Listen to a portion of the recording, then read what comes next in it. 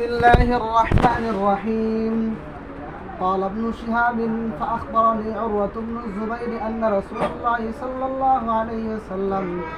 لقي الزبير في ركب من المسلمين كانوا تجارا قافلين من الشام قال ابن شهاب الزهري বলেন فأخبرني عروة بن الزبير عروة بن الزبير আমাকে সংবাদ দেন যে أن رسول الله صلى الله عليه وسلم যে রাসূল নবী সাল্লাল্লাহু আলাইহি ওয়াসাল্লাম লাকিয়া যুবাইর হযরত যুবাইর রাদিয়াল্লাহু তাআলা আনহুর সাথে সাক্ষাৎ করেন ফি রাকবিন মিনাল মুসলিমিনা একটা মুসলমানদের কাফেলার মধ্যে কানু তুজারান কাফিলিন মিনাশ শাম যারা ব্যবসায়ী ছিল শাম থেকে সিরিয়া থেকে প্রত্যাবর্তনকারী দল ছিল ফাকাসা যুবাইরু রাসূলুল্লাহ সাল্লাল্লাহু আলাইহি ওয়াসাল্লাম ওয়া আবু বকর সিয়াবা বিয়াদিন তখন হযরত যুবাইর রাদিয়াল্লাহু তাআলা আনহু রাসূল সাল্লাল্লাহু আলাইহি ওয়াসাল্লামকে এবং হযরত আবু বকর রাদিয়াল্লাহু তাআলা আনহুকে সাদা কাপড় পরিয়ে দেন সামি আল মুসলিমুনা বিল মদিনাতি এবং মদিনায় অবস্থিত মুসলমানরা শুনতে পেল বিমুখরিজি রাসূলুল্লাহ সাল্লাল্লাহু আলাইহি ওয়াসাল্লাম মক্কা যে মক্কা থেকে রাসূল সাল্লাল্লাহু আলাইহি ওয়াসাল্লামের বের হওয়ার সংবাদ ফাকানু ইয়াগুদুনা কুল্লা গাদাতিন মিনাল হাররাতি যে তারা প্রত্যেক দিন সকালে যোহর পর্যন্ত তারা আসতো মানে বাড়ি থেকে বের হয়ে আসতো ফায়ান্তা বেরোনাহু তারা তার অপেক্ষা থাকতো হাত্তা ইয়ারুদ্দাহুম হাররু যাহিরাতি যে তারা ফিরে যেত বা তাদেরকে ফিরিয়ে নিত হাররু যাহিরাতি দ্বীপ প্রহরের আপনার তাপ মানে যখন বেশি রৌদ্রের তাপ বেড়ে যেত তখন তারা গরমের কারণে বাড়িতে ফিরে যেত আবার ফানকালাবু ইয়াওমান বাদা মা আতালু ইনতিযারহুম একদিন তারা দীর্ঘ সময় অপেক্ষার পরে তারা ফিরে গেল ফালাম্মা আওয়াউ ইলা বুয়ুতিহিম যে তারা তাদের বাড়িতে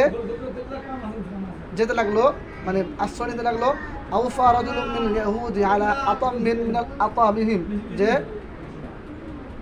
তখন ইহুদিদের এক লোক তাদের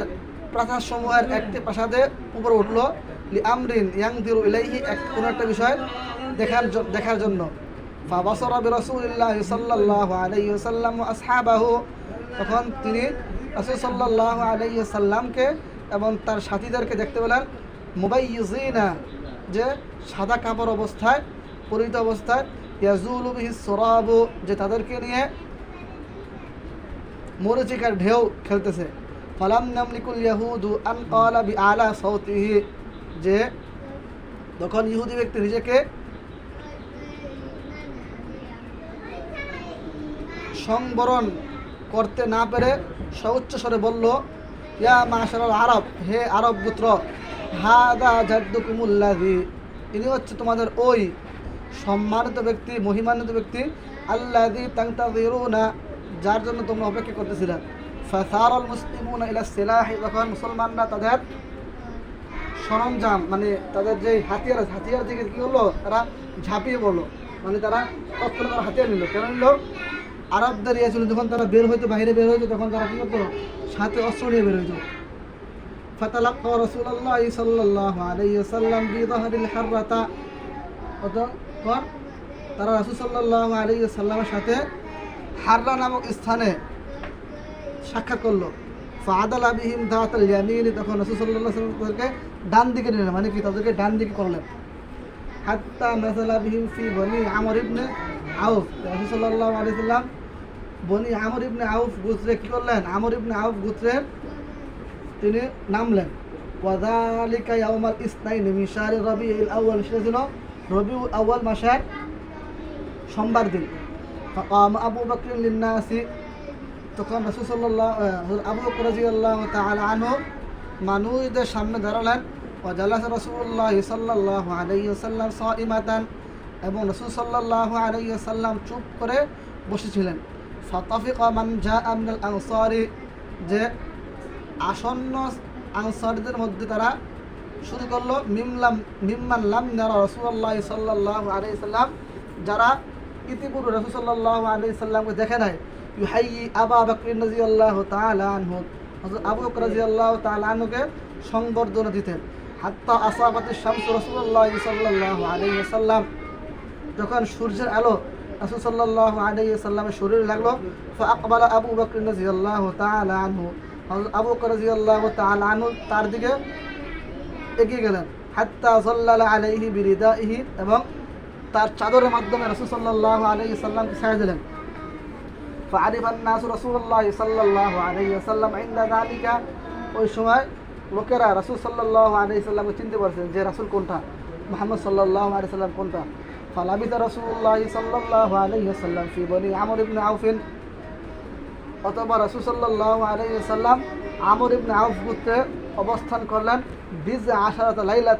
লাইলাতান, যে 10 দিনে কিছু সময়।